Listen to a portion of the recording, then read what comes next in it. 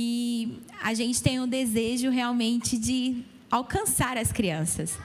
E aí a nossa missão, a gente resumiu nossa missão ainda mais, para que fique mais fácil ainda na ponta da língua de todo mundo. É alcançar as crianças para Cristo, transformando-as em discípulos de atitude. Então a gente quer que as crianças sejam alcançadas para Cristo e se transformem em discípulos de Jesus, que imitam Jesus, tendo a atitude que Ele tem, fazendo a diferença onde eles estiverem. E eu creio que a gente vai viver isso sim, em nome de Jesus. Amém? E eu creio que você também, vocês aqui como igreja, você já tem vivido grandes coisas, não é verdade? Só o fato de você estar fazendo uma conferência para líderes de crianças, uma conferência para a igreja sobre o ministério com crianças, sobre a importância do pastoreio de crianças. Irmão, vocês já não estão no mesmo nível. Vocês já estão no nível superior, como diz, no outro nível de adoração. Vocês já estão em outro nível de adoração. E, de fato, eu creio que nós como igreja, como geração, nós temos experimentado muito de Deus. Nós temos experimentado muito de Deus, de crescimento, de evangelismo. Eu não sei se vocês têm ideia, mas nós temos muitas igrejas grandes hoje no mundo. A gente estava até agora, há 2 semanas, meu marido estava numa reunião com alguns pesquisadores dos Estados Unidos. E aí eles fizeram uma reunião lá na nossa igreja com alguns pastores. E meu marido participou dessa reunião. E meu marido estava me contando que nossa igreja foi procurada por algum dos pesquisadores para fazer uma pesquisa com as maiores igrejas do mundo. E aí, ele estava falando, você sabe quantas igrejas no mundo existem com mais de 15 mil membros? Chuta. Quantas? 20? 100? 50. É uma média de 50 igrejas no mundo que tem mais de 15 mil membros. A nossa igreja Batista Atitude está entre essas. Eu confesso que eu achei que era mais. Eu achei que tinham mais igrejas. Mas ainda assim, nunca na história, né, mundial, se teve igrejas tão grandes assim. E o crescimento do evangelho foi tão grande. E a gente fica pensando, meu Deus, que mover e que nós estamos vivendo, que precioso isso. E essas maiores igrejas, sabe onde encontram? A maioria aqui no hemisfério sul. A maioria dessas igrejas está no hemisfério sul. Tanto pegando a África, quanto aqui na América do Sul, a maioria das igrejas estão mais nessas regiões. Na Coreia também, né, tem grandes igrejas. Mas, irmãos, nós temos de fato vivido algo sobrenatural. Nós temos vivido mover de Deus, temos experimentado de salvação, nós temos experimentado de mover de Deus, facilidade, liberdade na pregação do evangelho. A gente ainda é livre para isso, né? Para pregar o evangelho. A gente tem vivido grandes coisas. Mas eu quero te fazer uma pergunta. Para onde irá tudo isso que nós temos vivido? Para onde irá esse avivamento que nós temos experimentado? Bill Johnson, no livro O Poder de uma Mente Transformadora, ele fala o seguinte, que através de 2000 anos de história de avivamento, nenhuma geração passou o seu avivamento para a próxima geração de forma eficaz. Ele faz um estudo dos avivamentos nesse livro, e ele chega a essa conclusão de que em 2000 anos de história da igreja, nunca um avivamento passou para a próxima geração de forma eficaz. Sempre o avivamento morria em uma geração. Por que isso acontece? Será que sempre nós temos que começar de novo? Será que sempre uma geração tem que começar do zero de novo, construir coisas em Deus, tem que começar a batalhar ali de novo para construir algo novo? Será que tem que ser sempre assim, irmãos? Não, nós não precisamos sempre começar de novo. Nós podemos passar o bastão. Nós podemos passar o bastão daquilo que a gente tem vivido como igreja. Nós podemos passar o bastão do avivamento para a próxima geração. E os 2000 anos passados da história, eles nos mostram que a maioria dos avivamentos, duram cerca de 2 a 4 anos. E passam.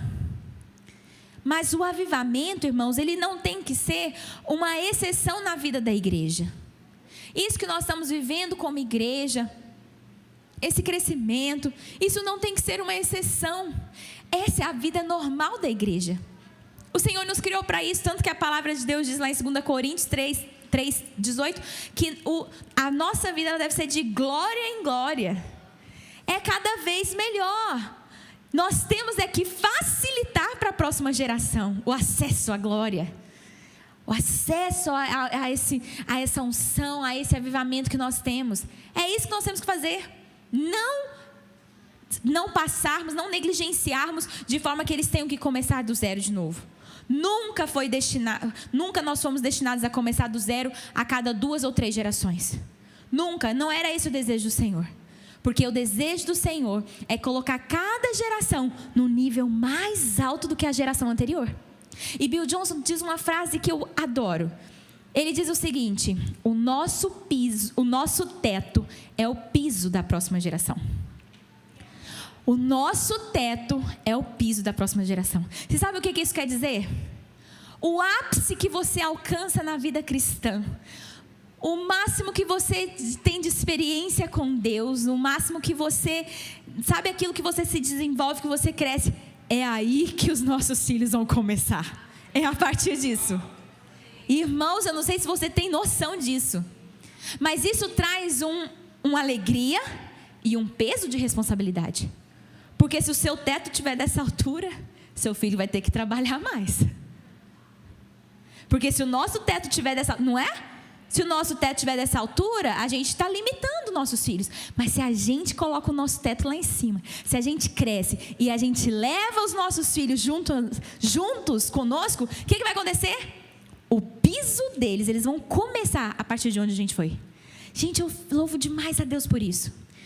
Claro que de uma forma muito simples, eu já pude experimentar isso de uma certa forma. Eu sou neta de pastor e filho de pastor. Eu tenho a graça de ser a 3ª geração de pastores na minha família. Irmãos, não tem como. Teve pedras que eu não precisei quebrar. Meu avô quebrou. Pastor, em 1980, sabe o que o meu avô estava fazendo no interior de Goiás? Lendo David Ponhochu, abrindo pequenos grupos e fazendo uma revolução numa cidade de 10 mil membros. De 10 mil membros, não, 10 mil pessoas, né? 10 mil membros, já transformei todo mundo em crente. Converti todo mundo. Aleluia! Não foi tanto mover assim, mas já tinha ali uma igreja que chegou a mais de 800 pessoas, numa cidade. Gente, isso é quase 10% da cidade, isso foi um mover.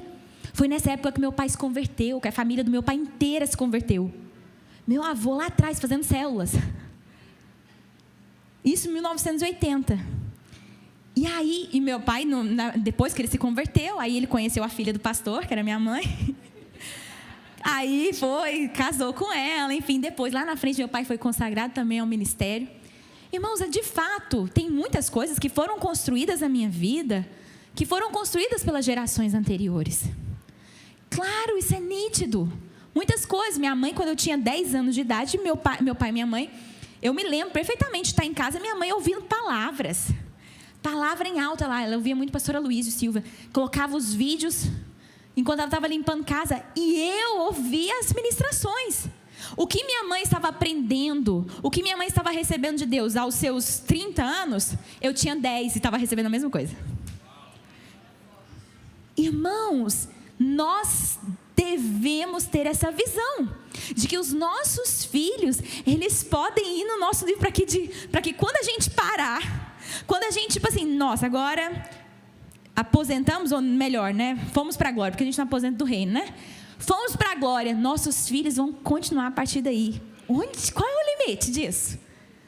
Irmãos, esse é o desejo do Senhor. Mas por que muitas vezes a gente perde essa herança? Por que a gente não passa esse legado? Por que muitas vezes esse legado não é passado e a gente vê, infelizmente, muitas gerações onde os filhos dos crentes se desviam, onde a gente vê a próxima geração se esfriando e nós não vamos longe. Isso acontece com muita frequência. Se nós olharmos para a Europa, irmãos, onde nasceu o protestantismo, Hoje há uma frieza espiritual, uma incredulidade absurda, ateísmo dominante. Por quê? Porque negligenciaram um legado que deveria ser passado. E não sou eu que estou falando, a palavra de Deus diz isso. Porque esse é um mandamento do Senhor. Muitas vezes a gente vive no mover e a gente esquece que o Senhor mandou a gente passar para a próxima geração. Lá em Salmo 78, eu amo os primeiros versículos de Salmo 78. Principalmente do versículo 3 em diante, diz que Deus deu mandamentos e Ele ordenou aos pais que ensinassem aos seus filhos, a fim de que a próxima geração o conhecesse e depositasse nele a sua confiança. Deus deu mandamentos a nós, as nossas experiências, aquilo que nós temos com Deus deve ser passado para a próxima geração. E esse erro é lá de trás. O erro de negligenciar o legado, de não passar esse legado, ele é antigo. O povo de Israel fez isso. O Senhor já tinha falado, lembra lá em Deuteronômio? Quando Deus dá a ordem para os pais e Ele fala, olha, ensina aos seus filhos, enquanto estão assentados, enquanto estão andando pelo caminho. Ele falou ali em Deuteronômio 6, faça isso, ensine, conte para os seus filhos as leis. Fale para eles tudo o que aconteceu. Como com mão forte o Senhor os libertou do Egito. Era para eles falarem. Eles não falaram. Eles não passaram aquilo que eles tinham vivido para os seus filhos. O que aconteceu? Quando a gente lê ali em Números mais para frente, a gente vê que quando eles vão lá espiar a terra, ali já tinha uma nova geração, que era uma geração que não... Ali já, eles foram lá espiar a terra, e aí o que o Senhor falou? Essa geração não vai entrar. E o que aconteceu? Foi uma outra geração que a Bíblia diz, eles não conheciam o Senhor e nem os seus feitos. Eles não conheciam. Por quê? Porque haviam negligenciado o legado. Deixaram o legado ser perdido. Irmãos, nós não podemos perder. Nós precisamos guardar. O que garante que com a gente não vai ser diferente? O que garante que comigo, com você, não vai ser diferente? Sabe o quê? Nós precisamos construir muros em volta do nosso legado. Nós precisamos guardar o nosso legado, proteger esse legado de unção, de busca pela presença do Senhor, de avivamento que o Senhor tem nos dado. Então, nesse sentido, eu vou falar com vocês sobre um homem de Deus na palavra que teve a missão de reconstruir os muros para a proteção de uma cidade. E eu quero fazer um paralelo aqui com o que nós temos que construir hoje, com esses muros que nós temos que construir para guardar e proteger esse legado. Neemias é esse homem. Então abre a sua Bíblia em Neemias, no capítulo 1, e nós vamos ler alguns versículos. Para te dar uma visão um pouco mais ampla, naquela época, na época de Neemias, as cidades elas eram protegidas, elas eram guardadas por muros. Existiam muros enormes que estavam em volta, ficavam em volta, cercavam, toda a cidade. E esses muros protegiam uma cidade contra ataques, contra salteadores, estupradores, contra também diante de uma guerra. Então, uma cidade que tinha os seus muros destruídos era uma cidade que tinha sido conquistada. Então, aqui, nesse contexto de Neemias, ele está diante de uma situação onde os muros de Jerusalém, os muros da sua cidade, tinham sido destruídos. Ou seja, a cidade estava ali à mercê dos ataques do inimigo e eles poderiam perder tudo ali. E é o que nós muitas vezes vemos hoje. O nosso legado, tudo aquilo que a gente tem vivido, muitas vezes desprotegido.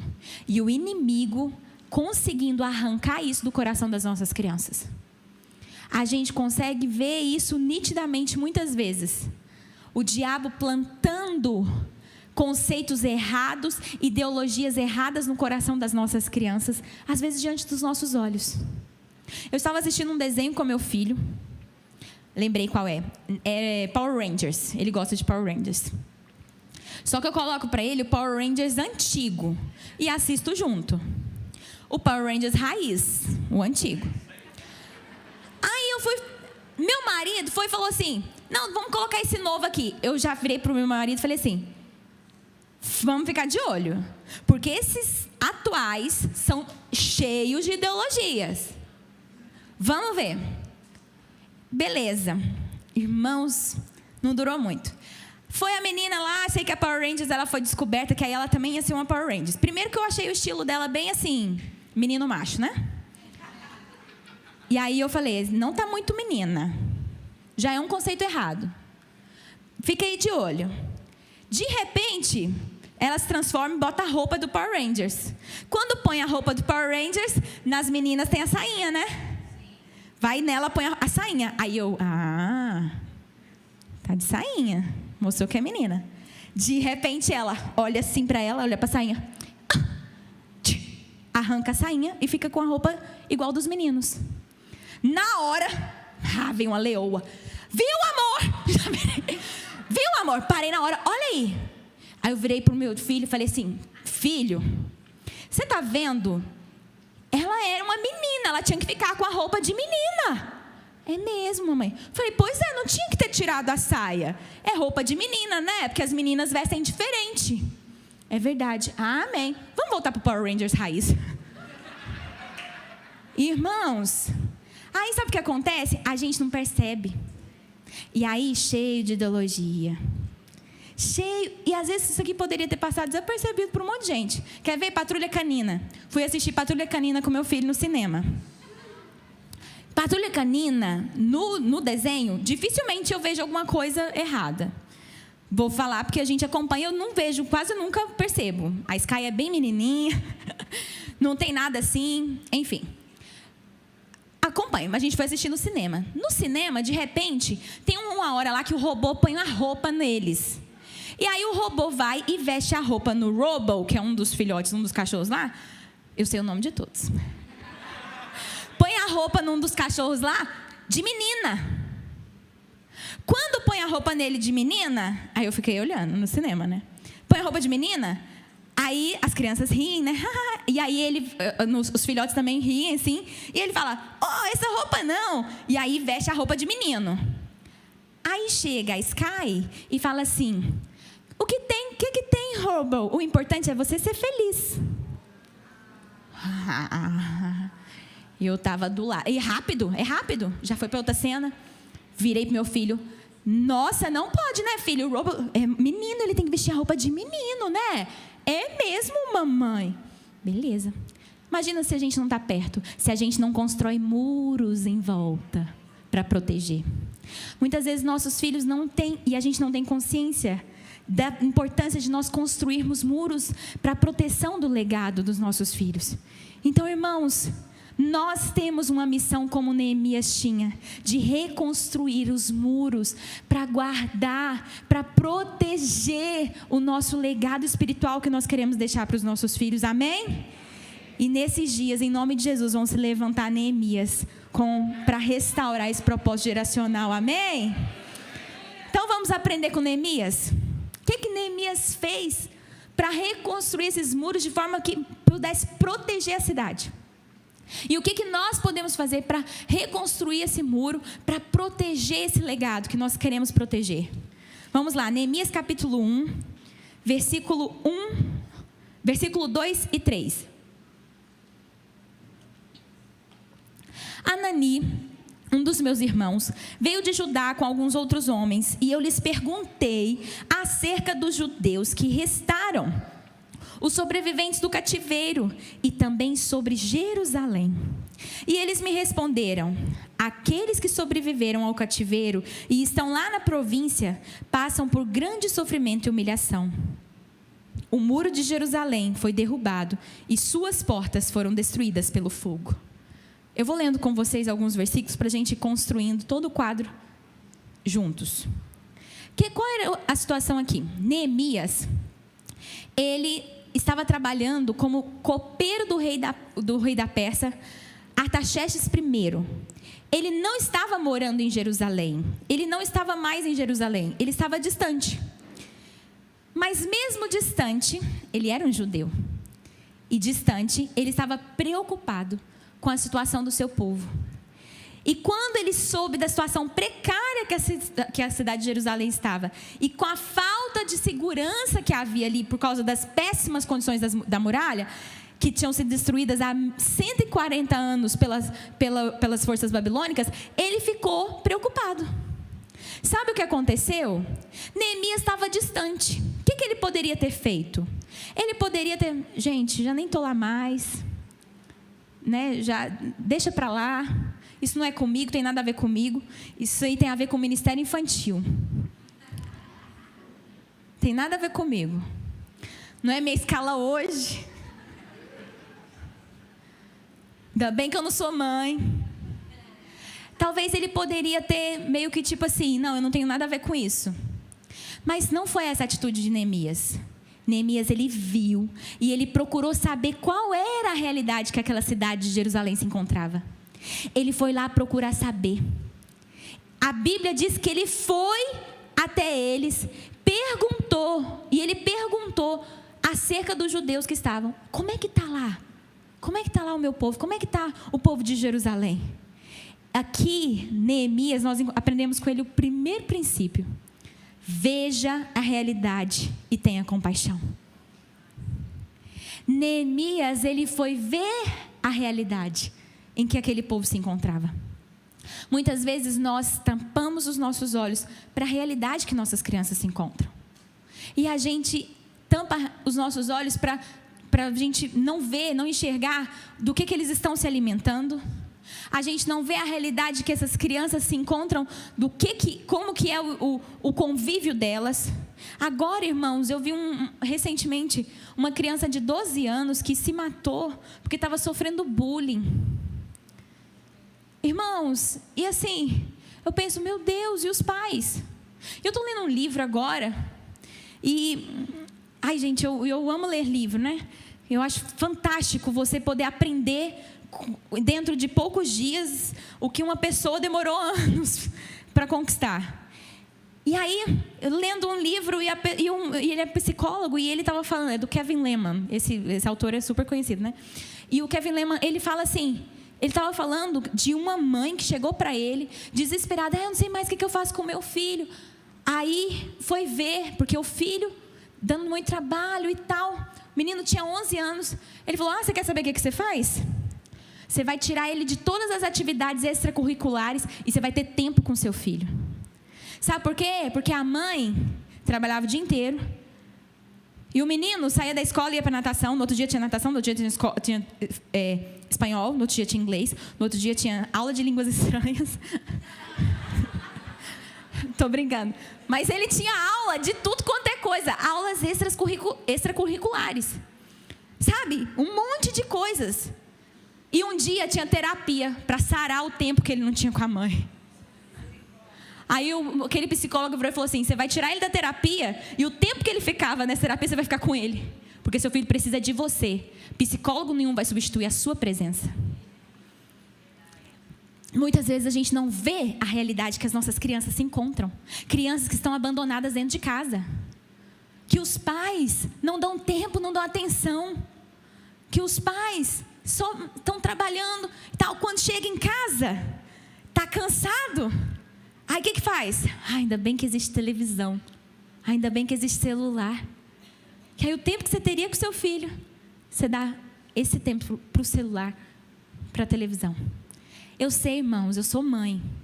Às vezes a gente está cansado mesmo, porque a gente quer esticar a perna. Então é muito fácil você pegar um celular e falar aqui, toma. E aí que tempo que você tem para investir no seu filho? Que tempo que você tem para construir esse legado na vida dele? Para construir os muros que vão proteger esse legado. Mas a gente precisa ver essa realidade. Nós precisamos enxergar a realidade que nossas crianças se encontram. É essa realidade. A maioria deles. Muitos deles, qual é a outra realidade? Filho de crente. Só que o único momento que a criança abre a Bíblia é na igreja. O pai passa a semana inteira sem ler um versículo da Bíblia com ele. Mas ora 3 vezes ao dia. Café da manhã, almoço e janta. No máximo. No máximo, porque nem isso hoje em dia está acontecendo.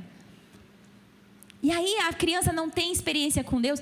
E essas crianças que estão lá no nosso ministério, essas crianças que chegam para a gente, e a gente precisa ver essa realidade. Será que você conhece a realidade em que suas crianças se encontram? Será que você conhece a realidade do que elas têm recebido? Que tipo de programa que elas têm assistido? Será que você conhece a realidade do coração delas? O que passa no coração delas? Quais sentimentos que elas têm? Será que elas estão sofrendo bullying? Será que elas têm se sentido inferiorizadas?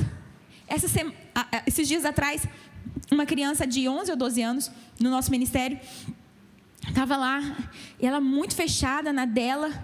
Aí uma líder me falou: pastor, ela estava lá na sala, muito fechada, a gente ficou preocupada. Conversa com ela. Eu chamei ela para o canto, fui conversar com ela. E a menina falando assim: tia... eu falei: tá tudo bem? Tudo bem. Eu sei, tudo bem. Tipo meio adolescente já, né? Se achando adolescente. Aí eu: tudo bem? Tudo. Aí eu sentei com ela assim, no meio fio, assim. Falei: e aí? Tá parecendo que não tá tudo bem, não. Tô percebendo você um pouco triste. Não, nada não. O Espírito Santo me deu uma palavra de conhecimento na hora.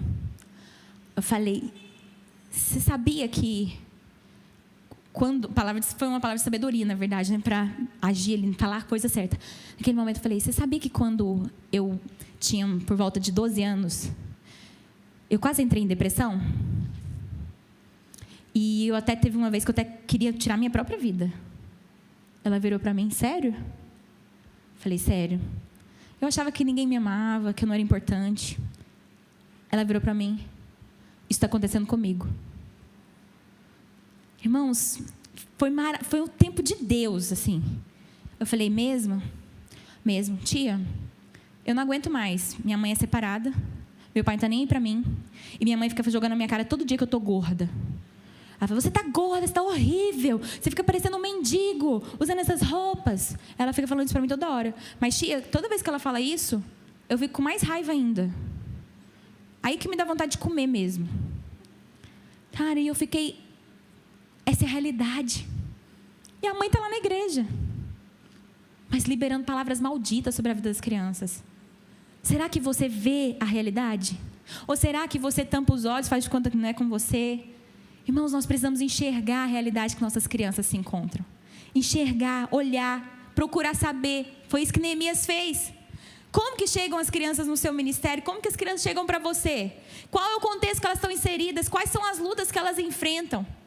Sem a intervenção divina, qual que vai ser o futuro dessas crianças? Se Deus não intervir, o que vai ser delas?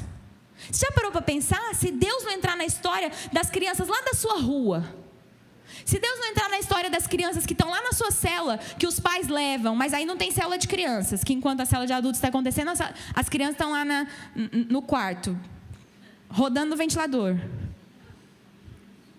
pendurando no lustre, né? Sem intervenção de Deus nessas crianças, o que vai ser delas? Irmãos, Neemias, ele ficou sabendo e ele ficou angustiado com um relatório sobre Jerusalém. Ele se compadeceu. Olha no próximo versículo, versículo 4. O que aconteceu quando ele ouviu? Quando ele viu essa realidade? Quando ouvi essas coisas, sentei-me e chorei.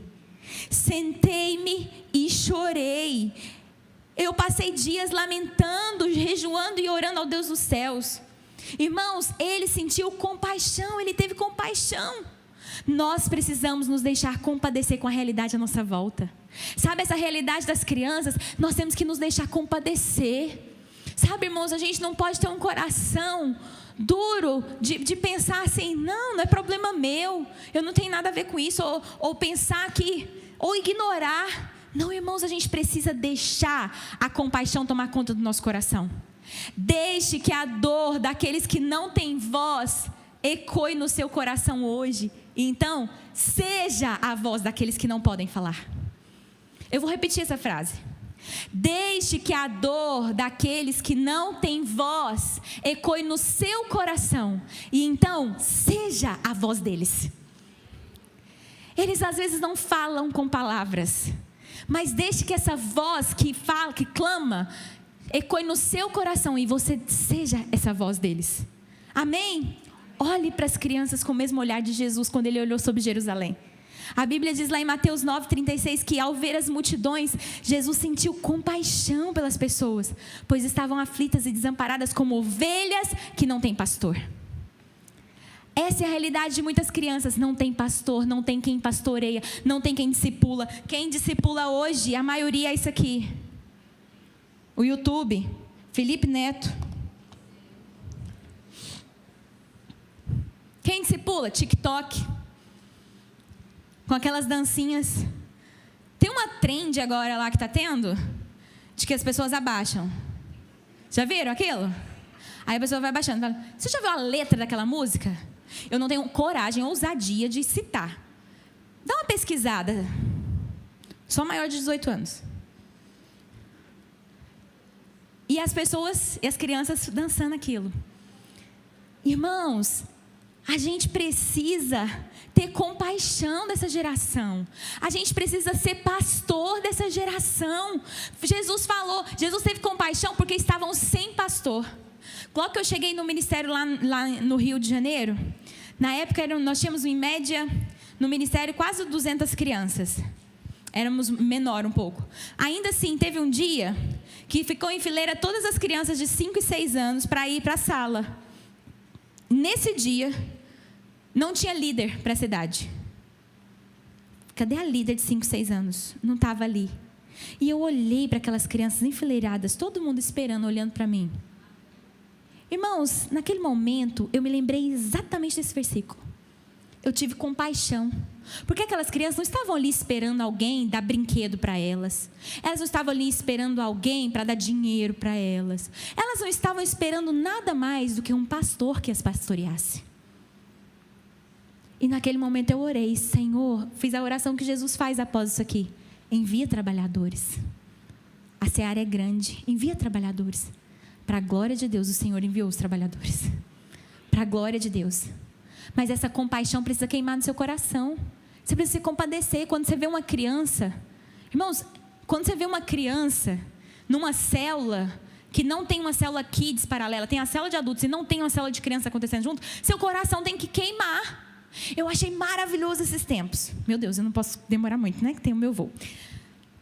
Desses tempos agora, esses tempos atrás, eu e meu marido liderávamos uma célula ainda mesmo. Meu marido já tem 100 células. Ele pastoreia 100 células na rede dele. Mas mesmo a gente conseguiu liderar a célula até quando a gente tinha, sei lá, umas 60 células, mais ou menos. Depois a gente não conseguiu mais liderar, que estava supervisionando as células, né? Mas quando a gente estava liderando ainda, eu liderava uma kids e ele a de adultos paralela. Junto, né? E aí chegou um casal na nossa célula e tal. E eu comecei a convidar a irmã também para liderar crianças.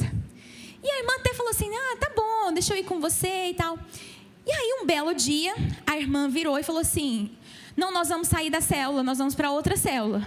E a gente, mas por quê? O que aconteceu? Ela virou e falou assim, não, porque eu não quero me envolver com as crianças. Eu falei, não, irmã, então tá bom, se você não quer, continua na célula. Amém, né? Continua na célula normal, você não precisa vir para a célula kids. Não, mas a gente quer ir para outra célula e tal. Mas não... Eu senti que ela estava meio com vergonha de não ficar comigo no kids e aí, enfim. Falei, amém, então. Ela foi para outra célula. Chegou na outra célula, um belo dia, apareceram crianças na célula. Aí sabe o que aconteceu? Ela me contou depois. Pastora, tinha crianças na célula. E eu comecei a ficar incomodada. Gente, ninguém vai pastorear essas crianças? Gente, como assim? Essas crianças vão sair daqui do mesmo jeito que entraram? É sério que ninguém vai ministrar a palavra para elas? Eu não estou acreditando que a gente está perdendo esse tempo. Eu vou liderar essa célula. E ela começou a liderar aquela célula. E ela chegou para mim um dia, no dia do batismo de uma das crianças dessa célula. Chegou para mim chorando. Me perdoa, pastor, me perdoa. Hoje eu entendo, hoje eu entendo. Eu falei, aleluia, que hoje você entende, antes tarde do que nunca. Glória a Deus. Irmãos, mas sabe o que ela teve? Compaixão. Isso que tem que nos mover, tem que ser uma compaixão, não dá. Peraí, como é que eu vou deixar uma vida se perder? Sabe qual é o problema? É que muitas vezes nós olhamos a idade, a gente não olha a alma. Você acha que Deus olha a idade? Não, esse aqui tem 5 anos, pode ir para o inferno. Claro que não. Deus não olha a idade, Deus olha a alma. É uma alma, é uma vida. Se você começar a olhar como alma, como vida, você vai se importar. Porque eu duvido que chega uma pessoa na sua célula de 30 anos, você vai botar ela lá pro quarto para ela ficar assistindo YouTube enquanto a célula está acontecendo. E por que faz isso com a criança? Porque você não olha a alma, olha a idade. Nós temos que olhar a alma, o coração. Porque Deus se importa com isso, amém? Deus se importa com isso. Então, tem essa mesma compaixão que tomou o coração de Neemias. Veja a realidade, seja cheio de compaixão. Em segundo lugar, ore. No versículo 4, depois que ele diz que lamentou, ele não apenas teve compaixão, porque tem gente que fica assim, oh, tadinho, oh, meu Deus, é mesmo? Aí passa. Não, Neemias, ele foi orar, ele orou. Essa é outra atitude que nós como igreja precisamos ter, para guardar o legado, para guardar, para proteger. Neemias, ele passou dias em oração e jejum, antes de pedir ao rei a permissão para ele voltar e reedificar a cidade. E sabe o que aconteceu? Ele não apenas lamentou, ele clamou diante de Deus, ele foi orar. E a oração, ela é poderosa, irmãos. Nós temos que orar mesmo por essas crianças. Nós temos que clamar pela vida delas. Eu vou começar com os da nossa casa. Qual foi a última vez que você pôs a mão sobre a cabeça dos seus filhos e profetizou sobre a vida dele? Eu espero que tenha sido ontem à noite. Aleluia, isso aí. Isso tem que ser frequente, irmãos. Todas as noites, todos os dias, profetiza, eu oro sobre o meu filho. Em vez dele estar tendo uma atitude de desobediência e virar, ai, mas como você é desobediente? Você vai profetizar, meu filho, você é um menino obediente, essa atitude não combina com você. De nós orarmos, já declararmos, ore, profetize sobre as crianças. Ah, mas são só bebês. São bebês que têm um espírito e que Deus vai sim ouvir a nossa oração. Nós vamos profetizar. Ore, faça o que Neemias fez. Amém? Nós temos que orar.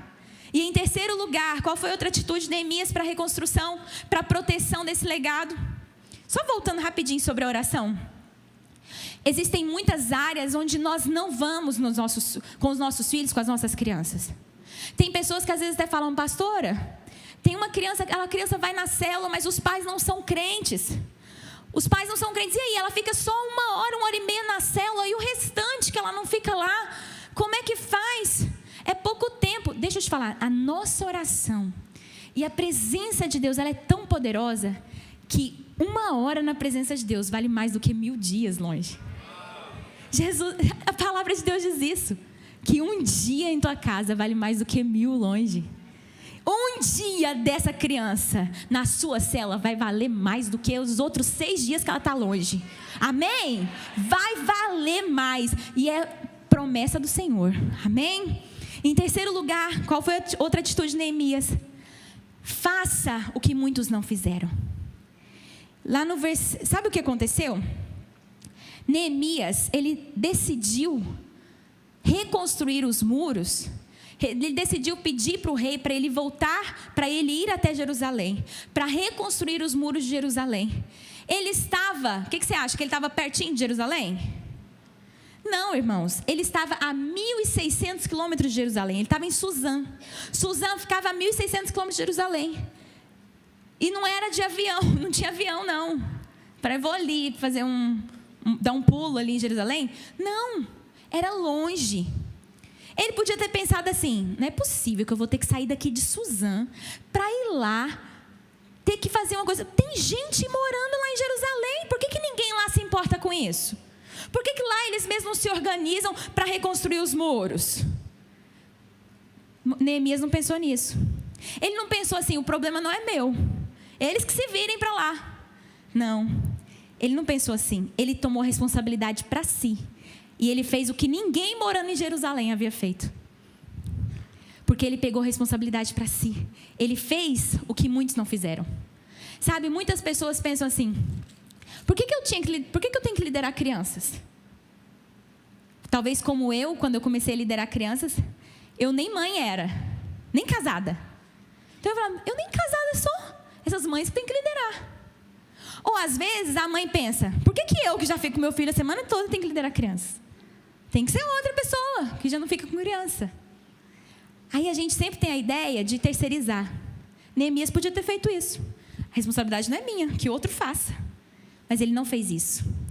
Ele pegou a responsabilidade para ele e ele fez aquilo acontecer. Tem um documentário que é O Começo da Vida e tem uma frase interessante que ele diz ali. Fala assim: a questão não é quem ajuda ou quem não ajuda, mas quem participa e quem se esquiva de sua responsabilidade. A questão não é quem ajuda, quem deixa de ajudar. É quem participa e quem se esquiva da responsabilidade. Porque a responsabilidade é da igreja, é de todos. A responsabilidade era de todo o povo judeu. Todo o povo judeu tinha aquela responsabilidade. Neemias não se esquivou da responsabilidade. Neemias falou: isso é comigo. Eu tenho responsabilidade nisso. Sabe, essa é a hora de nós nos levantarmos e sermos como Neemias. Talvez você poderia pensar, outros poderiam se levantar. Deus podia levantar outras pessoas para liderar crianças. De fato, pode levantar das pedras se Ele quiser. Ele pode. Mas você pode escolher o prazer de ser usado pelo Senhor. Eu vou te falar. Deus podia ter levantado qualquer um para liderar crianças. Eu não estou aqui por uma necessidade que o ministério precisa de mim. Eu é que preciso estar aqui. Porque isso é uma bênção na minha vida. Porque eu é que sou tremendamente abençoada ao ouvir testemunhos dessas crianças, ao saber que eu estou marcando uma vida, mudando o começo da história. E se eu mudo o começo da história, eu mudo a história toda. Isso tem que te motivar. Isso tem que te alegrar. Amém? E sabe, nós temos que fazer o que muitos não fizeram. Por causa de quê? Por causa do prazer. Eu imagino que o que movia Neemias era o prazer de ver aqueles muros reconstruídos, aquela cidade protegida novamente. Sabe o que vai te mover? É a alegria de você ver um legado protegido, um legado guardado no coração dessas crianças. Essa próxima geração rendida aos pés do Senhor. Irmãos, o que nos motiva é ver o que eu vi num dos nossos encontros de crianças. Uma vez, nos nossos encontros, a gente tinha ministrado... estava ministrando sobre o enchimento do Espírito Santo. E no momento ali de oração para enchimento do Espírito Santo, uma criança caiu. Não, na verdade, era uma pretinha, assim, né? Tinha 12 anos. Caiu e deu um grito estranho. Na hora, eu estava lá na frente com o microfone. Na hora, sabe quando? Discernimento de espíritos. Isso não é Espírito Santo, isso é demônio. Esse negócio está diferente. Na hora eu fui em direção a ela, porque eu falei, isso aqui eu vou expulsar, é demônio, certeza. Quando eu cheguei, tinham 2 crianças em cima dela orando, falando, sai em nome de Jesus agora. Estava expulsando, irmãos. Eles tiveram discernimento do Espírito. Eu só cheguei para falar, amém. Concordo. Porque as próprias crianças discerniram o Espírito. Irmãos, a gente precisa disso, amém? Isso vai nos mover. Se vai ser alguma outra coisa paga aí essa experiência? Quando você tem a experiência de ser usado por Deus, para você despertar isso na criança, para você falar para ela, você é um profeta. Você tem autoridade do Espírito Santo para expulsar demônios. Você tem o Espírito Santo dentro de você. Quando a gente tem a alegria de ver isso, eu imagino que é a mesma alegria que tomou Neemias ali. Faça o que muitos não fizeram. Não fique esperando que outros façam. Não fique achando que não é com você, é com você mesmo. Amém? E sabe, em quarto lugar, trabalhe em equipe. Trabalhe em equipe. Neemias 2,17. Neemias foi até Jerusalém e começou a reconstrução dos muros. Ele começou a fazer o que muitos não estavam fazendo. E lá no versículo 17, a gente vai ver que ele não era um cavaleiro solitário. Neemias não era o salvador da pátria. Não existe salvador da pátria, irmãos. Tem gente que olha às vezes para alguém que está no ministério infantil e fala assim, eu te admiro tanto, você tem um dom. E deixa eu te falar, quando alguém fala isso pra mim, eu vou te falar, eu não acho que isso é nem um pouco de elogio. Eu vejo na cara da pessoa ela falando assim, não me chama, mais ou menos assim. Isso não é nada de elogio. E às vezes a pessoa acha que vai existir um salvador da pátria, a pessoa que vai... Deixa eu te falar uma coisa, eu nunca conseguiria pastorear 2.000 crianças sozinha. Essa igreja nunca vai conseguir alcançar todas as crianças de Cariacica, falei certo? Que vergonha. Irmãos, vou abrir um parênteses para contar. Eu estava numa célula um dia, consagrando uma célula numa comunidade lá no Rio de Janeiro. E a comunidade chama Morro do Banco. E aí a gente estava lá orando, na hora tinha umas 30 crianças na célula. E a gente, pais das crianças, e a gente orando, consagrando a líder. E aí eu lá orando, Senhor, abençoa, que essa célula cresça, e que aqui ela alcance aqui o Morro do Macaco. Aí todo mundo, aí na hora eu senti que eu estava falando uma coisa errada, abri o olho e todo mundo arregalou o olho assim. Aí eu, Morro do Banco, ainda bem que o Senhor sabe o nome, Jesus. Então por isso que eu estou com medo de falar o nome errado. Cariacica, falei certo. Enfim, voltando. Para conquistar as crianças de Cariacica, não vai ser uma pessoa sozinha. É igreja, irmãos, é uma equipe. Uma pessoa sozinha não consegue. E Neemias, ele não pensou que ele ia conseguir sozinho. No versículo 17, olha o que aconteceu. Eu lhes disse, vejam a situação terrível em que estamos. Jerusalém está em ruínas e as suas portas foram destruídas pelo fogo. Venham, vamos reconstruir os muros de Jerusalém para que não fiquemos mais nessa situação humilhante. Sabe o que aconteceu? Neemias, ele entendeu que para alcançar para ter aquela reconstrução, ele precisava de um povo junto com ele. Ele precisava de uma equipe. E para alcançarmos os milhares que o Senhor tem para nós, nós precisamos de muitas pessoas que respondam sim. Olha no versículo 18. Também lhes contei como Deus tinha sido bondoso comigo e o que o rei me tinha dito. E eles responderam sim. Vamos começar a reconstrução. Eu quero ver quem vão ser esses que vão responder sim. Vamos começar a reconstrução. Se nós queremos reconstruir esses muros, nós queremos guardar esse legado, nós precisamos desses que falam sim, eu estou dentro. Porque sozinho, irmãos, nós não vamos conseguir. Nós precisamos de uma igreja que se reúne e fala, nós vamos guardar, nós vamos proteger essa geração, nós vamos garantir que esse legado vai ser passado. O diabo não vai ganhar essa geração.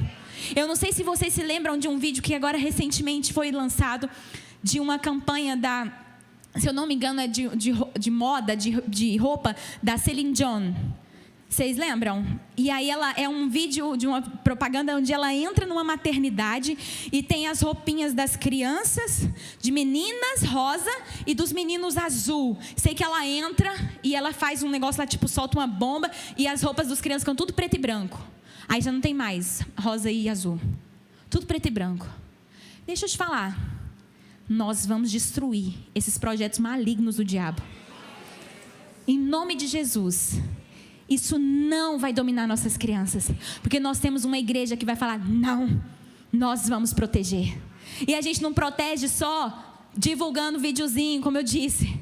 Falando, olha só que absurdo. Não, a gente protege ensinando a elas. Deus criou macho e fêmea. Macho e fêmea os criou. Deus criou você, menino, homem de Deus. A gente protege como? Estando junto, discipulando. Estando perto, acompanhando, mostrando o padrão de casamento. Você tem um casamento destruído, seu filho não vai querer nunca se casar. Sendo um padrão, a fim de que você vire para o seu filho e fale o que Paulo falou. Seja meu imitador, como eu sou de Cristo. Será que você pode dizer isso para o seu filho? Será que você pode falar, filho, seja meu imitador, como eu sou de Cristo? Pode dirigir no trânsito como eu. Pode falar com seu pai como eu falo. Amém? Nós precisamos desses que arregaçam as mangas e que reconhecem que são parte dessa transformação. Amém? E em quinto lugar, saiba que você está executando um grande projeto. Neemias, ele foi convidado para outros projetos.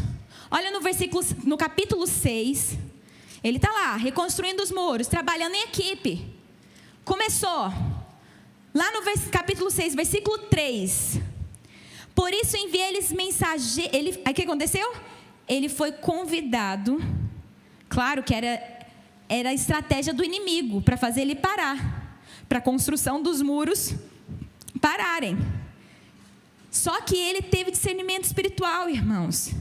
Ele entendeu que ele estava executando um grande projeto. Olha o que ele diz no versículo 3. Quando ele foi chamado para sair, para abandonar ali o trabalho que ele estava fazendo. Ele disse: enviei-lhes mensageiros com essa resposta: estou executando um grande projeto e não posso descer. Eu estou executando um grande projeto e eu não posso descer. Neemias tinha consciência do projeto que ele estava envolvido. Ele tinha consciência de que ele fazia parte de algo grande. Sabe o que o diabo quer que a gente pense? Ele quer que a gente pense assim: poxa, eu sou lá do Ministério Infantil, servi no Ministério Infantil, ninguém nem vê, nossa, ninguém reconhece. Sabe o que o diabo quer? Que a gente fica lambendo ferida. Ele quer que a gente pense que isso é pouco. Ele quer que a gente chegue no final do culto e a pessoa chega e fala assim pra gente: você perdeu o culto. Ele quer que você fale: hoje era a minha escala. Sabe que, gente, Deus é tão maravilhoso que o Senhor colocou no meu coração. A primeira vez que eu fui servir no culto Kids, era a minha primeira vez. Eu tinha acabado de ministrar, tinha sido uma bênção. Eu tinha ficado com as crianças de 3 e 4 anos. No início, assim, eu me perdi um pouco. Era a primeira vez. Depois parece que eu peguei o jeito, assim, e vi que era uma bênção e fui ministrar a palavra. Porque eu tinha estudado, né? Ministrei, chegou no final, uma mãe foi pegar a criança, pegou o filho dela e falou: irmã, você perdeu o culto de hoje, foi uma bênção. Irmãos, era a primeira vez que eu estava servindo. O que eu podia ter pensado? Que meleca, para que eu vim para cá? Logo hoje? Eu podia ter pensado isso, né? Mas, irmãos, uma graça sobrenatural veio sobre minha vida. Eu virei para aquela mãe e falei assim: você que perdeu a bênção que foi aqui no culto Kids. Seu filho, olha o que ele aprendeu da palavra de Deus, foi maravilhoso. Foi uma indignação daquela mãe falar aquilo. E deixa eu te dizer, nada disso. Você está executando um grande projeto. A sua importância quando você lidera uma célula de crianças, quando você está lá ministrando no culto Kids, a sua importância é a mesma. Eu diria que a sua importância é a mesma do pastor que está pregando aqui, porque você está sendo o pastor que está levando a palavra lá. Isso é importante, é um grande projeto. O diabo quer que a gente pense que é coisa pequena. O diabo quer que a gente olhe a idade. Ele quer que a gente ache: isso é pequeno, isso é pouco. Aí o que as pessoas falam? Hoje eu estou num grande ministério, mas eu comecei no Ministério Infantil. Tipo assim, o início, é um degrau, é o primeiro degrau. Mas quem se evolui, né? Quem cresce, não fica lá. É isso que o diabo quer que a gente pense, que é uma coisa pequena, né? É assim. E eu vou confessar para vocês que quando eu fui chamada para o Ministério Infantil, lá no fundo, eu não assumia isso, não era uma coisa que eu falava assim. Eu achava legal o Ministério Infantil e tal, mas eu pensava assim: Deus tem coisas maiores para mim. Eu sentia, eu fazia parte do louvor na época e liderava jovens. E eu fazia parte do louvor e eu achava assim: vou gravar CDs. Mal sabia eu que hoje eu gravo músicas para as crianças. Mas eu não tinha nem ideia disso. Eu achava realmente que ia ser assim: não, é uma coisa pequena. É isso que o diabo quer que a gente pense. Mas não pense que liderar crianças é algo pequeno ou insignificante. Tenha consciência de que você está executando um grande projeto. Charles Spurgeon, no livro Pescadores de Crianças, se você não leu esse livro, você precisa ler esse livro, até porque é do Charles Spurgeon. Só de ser de Charles Spurgeon você já tem que ler. Já é o príncipe dos pregadores. Esse livro Pescadores de Crianças, ele diz o seguinte: é louvável quando você ganhar um bêbado e um ladrão para Cristo é uma ação louvável e digna de louvor. Mas impedir que uma criança se transforme em um bêbado e um ladrão é maior ainda. A gente às vezes fica tão admirado daqueles testemunhos do ex-tal. O maior testemunho de todos é de uma criança que nunca se desviou, que conheceu a Jesus, entregou todos os seus anos para Cristo. É por isso que todo batismo, quando eu vou batizar lá na nossa igreja, a gente batiza a partir de 9 anos. E na hora do batismo eu falo assim: você, além de fazer a confissão, né, de Jesus, e eu declaro assim, falei: você quer confessar diante de todo mundo aqui que você vai dar todos os seus dias para a glória de Deus? Você quer entregar toda a sua juventude, os seus melhores anos para o Senhor? Irmãos, você está fazendo parte desse projeto. Isso é grande demais, isso tem que encher seu coração de alegria. Porque sabe de uma coisa? Sentar em um banco para ouvir, qualquer um pode fazer.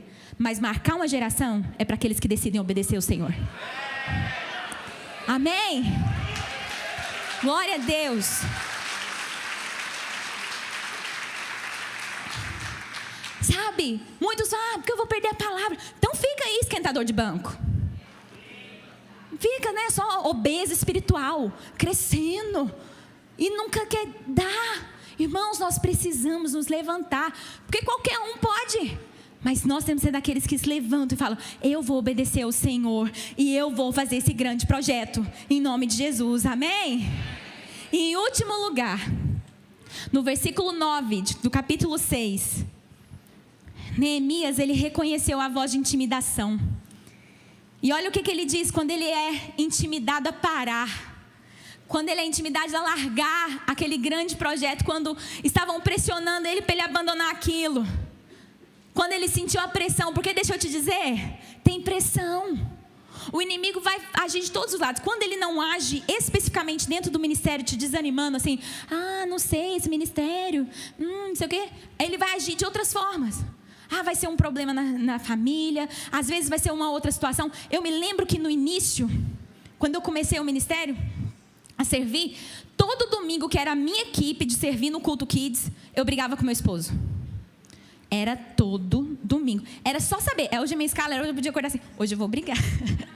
Era mais ou menos assim, hoje a gente vai brigar. Porque era batata. Irmãos, quando eu comecei a discernir que aquilo era o inimigo querendo me parar, irmãos, chega, parou. Eu fico pensando, se fosse hoje, todo domingo é a minha equipe. Imagina se eu brigasse todo domingo, meu marido. Todo domingo sou eu lá. Imagina, acho que ele cansou, acho que o diabo cansou. Não, todo domingo vou ter que ficar lá.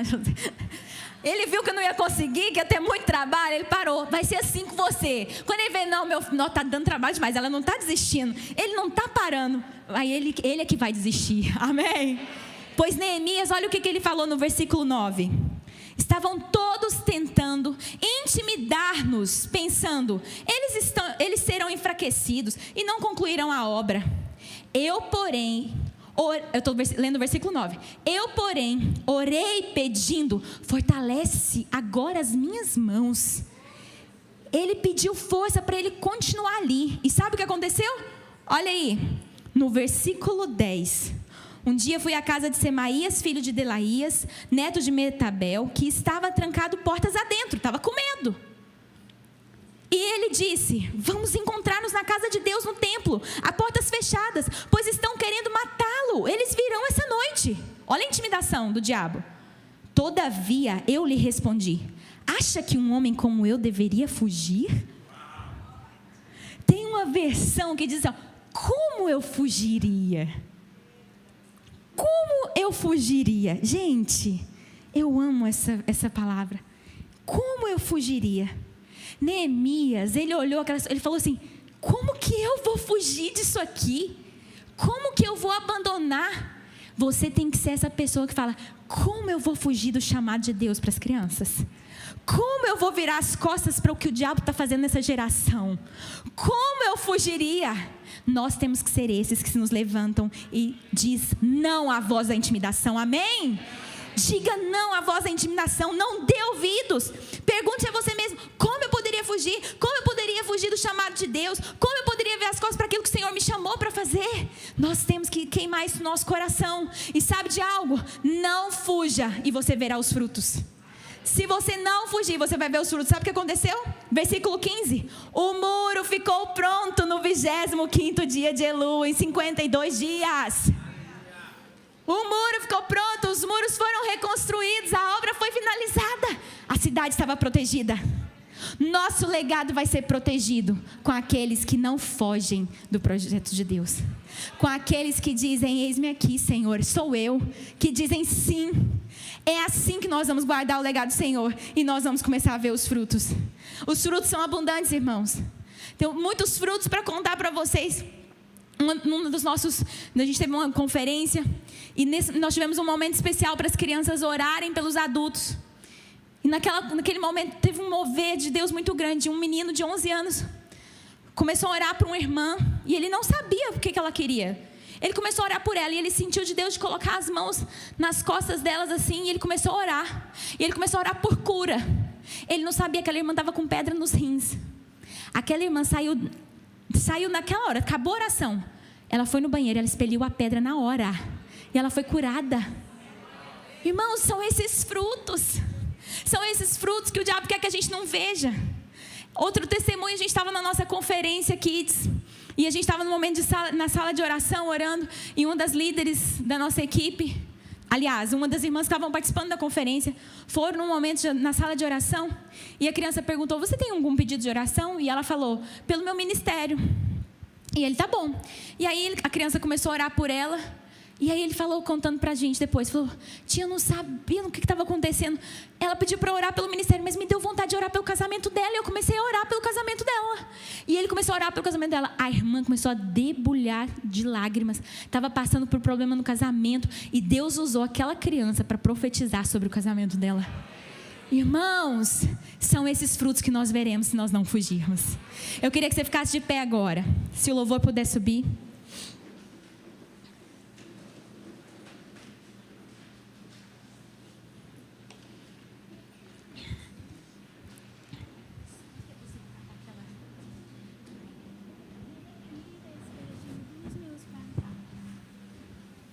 Ou então aquela assim, ó.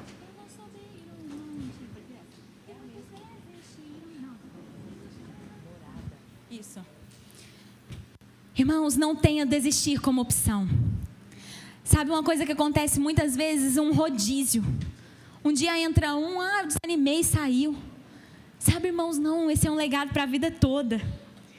E hoje é dia de nós não fugirmos, de nós não termos o desistir como opção, de nós não abrirmos mão do nosso legado e garantir que ele vai ser protegido, que vai ser passado para essa próxima geração. E eu queria que você agora orasse e falasse para o Senhor, eu quero ser esse Neemias. Eu quero fazer o que muitos não fazem. Talvez lá na sua rua ninguém se importa com as crianças da sua rua. Você vai ser esse que vai se levantar e vai abrir uma célula de crianças lá. Talvez você é aquele que muitas pessoas nem olham para as crianças. Talvez as pessoas até falam para você, você nem tem jeito com crianças, irmão. Aí você vai ter a resposta na ponta da língua. Eu não preciso ter jeito com crianças. Eu preciso obedecer ao chamado do Senhor. Eu preciso pregar o evangelho a toda criatura. E eu queria que você orasse agora e se dispusesse ao Senhor. Levante sua voz, comece a orar. Fala, Senhor, eu quero ser como Neemias. Me usa, Senhor. Pede para o Senhor te usar de forma sobrenatural. Pede para o Senhor te usar de uma maneira especial no meio dos pequeninos. Pede para o Senhor, fala para Ele, Senhor, me usa. Me usa, Senhor, que eu não fuja. Que eu não fuja, Senhor, que o Senhor encontre aqui aqueles que não fugirão, mas que verão os frutos.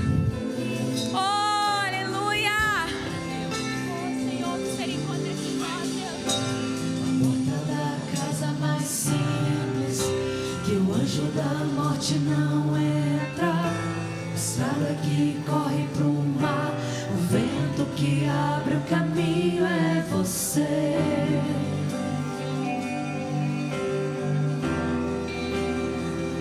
É você.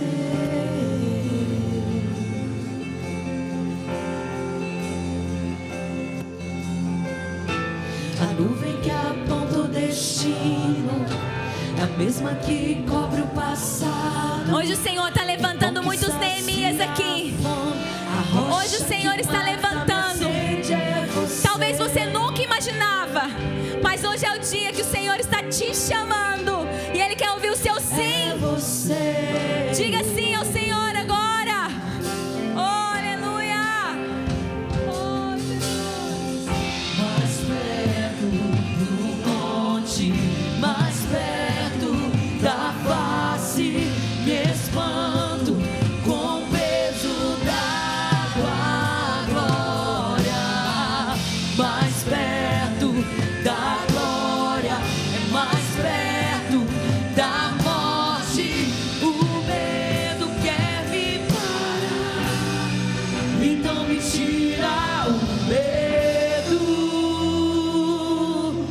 que me faz dizer: Moisés, suba em meu lugar.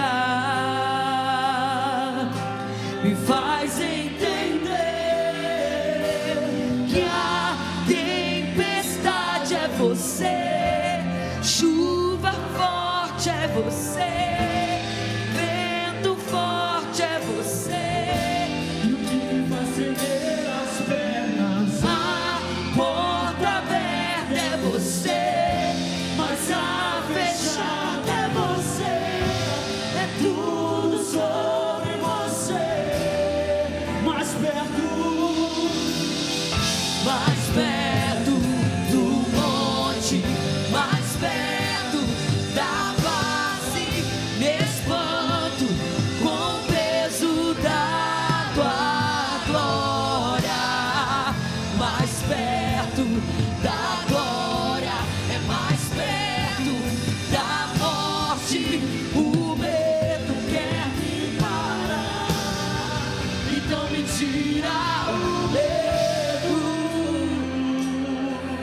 que me faz dizer: Moisés, suba em meu lugar. Hoje o Senhor está tirando o medo para cumprir o chamado dele nessa geração. Tempestade é você, chuva forte é você, vento forte é você, e o que me faz tremer as pernas, a porta aberta é você, mas a fechada é você, é tudo sobre você. Me tira o medo que me faz dizer: Moisés, suba em meu lugar. Me faz entender que a tempestade é você, chuva forte é você, vento forte é você, e o que me faz tremer as pernas, a porta aberta é você, mas a fechada é você, é tudo sobre você. Eu também vou subir. Diga isso! Eu vou subir o monte que muitos desistiram, e eu vou ficar lá até te encontrar. Eu vou entrar na casa e vou fazer morada, e vou ficar lá até te encontrar. Eu vou subir o monte que muitos desistiram, e vou ficar lá até te encontrar. Eu vou entrar na casa e vou fazer morada, e vou ficar lá até te encontrar.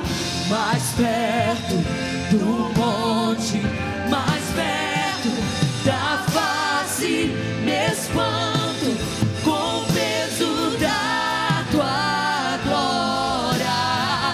Mais perto da glória, é mais perto da morte, o medo quer me parar.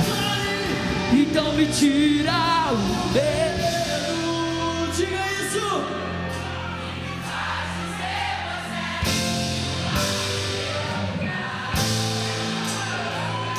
Me faz entender que a tempestade é você, chuva forte é você, vento forte é você, e o que me faz tremer as pernas, a porta aberta é você, mas a fechada é você, é tudo sobre você. Sabe, irmãos, eu não posso sair daqui sem te dar uma oportunidade hoje. Você ter um ato profético, uma atitude de fé. Se você de fato entendeu que o Senhor te chama como Neemias para essa geração, para guardar o legado profético, para guardar esse legado da unção do avivamento no coração das nossas crianças. Se você diz sim a esse chamado, eu quero que você saia do seu lugar, que você venha aqui na frente. E que você venha dizendo para o Senhor: Deus, eis-me aqui. Eu não sou dos que fogem, eu não sou dos que retrocedem. Diga para o Senhor: Deus, do que depender de mim, nossas crianças serão guardadas. Do que depender de mim, Senhor, essas crianças serão tocadas pelo Senhor.